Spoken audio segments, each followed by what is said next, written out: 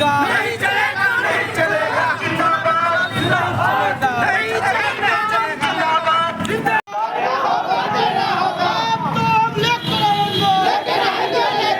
हमारी एकता जिंदाबाद, जिंदाबाद, जिंदाबाद, जिंदाबाद, जिंदाबाद, जिंदाबाद।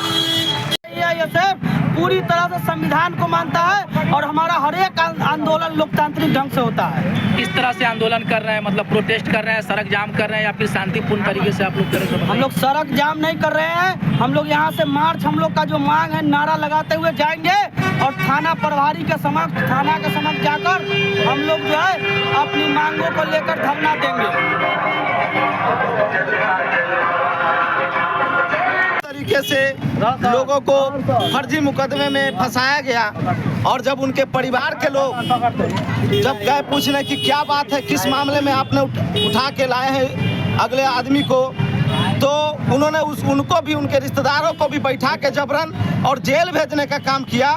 तो हम इसीलिए हम लोगों ने देसरी थाना के विरुद्ध हम लोग आज 1 दिवसीय धरना प्रदर्शन कर रहे हैं और अपनी डिमांड को मांग कर रहे हैं कि आप गलत तरीके से लोगों पर आप केस नहीं करें और जो पुलिस पब्लिक का रिलेशन है, न्याय पर लोगों को भरोसा है, वह तोड़ने का काम नहीं करें। इसी के लेकर हम लोग 1 दिवसीय प्रदर्शन कर रहे हैं। साथ ही देसरी थाना दलालों का अड्डा हो चुका है, जो दलाल केस करवा के और बाद में कंप्रोमाइज करवाते हैं और दोनों आदमी आपस में रोटियां सेकते हैं, पैसे आपस में बांटते हैं। उन दलालों के खिलाफ भी हम लोग आज जोरदार प्रदर्शन करेंगे और अपनी बात को रखेंगे।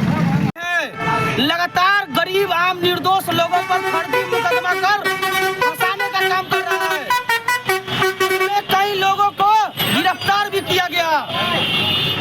साथ साथ आप देख लीजिए, देसरी थाना के कैंपस का आप सीसीटीवी कैमरा निकलवाइए, उसमें लगातार 1-2 लोग ही रोजाना आते हैं। वो दलालों का अड्डा बनाया हुआ है देसरी थाना प्रभारी।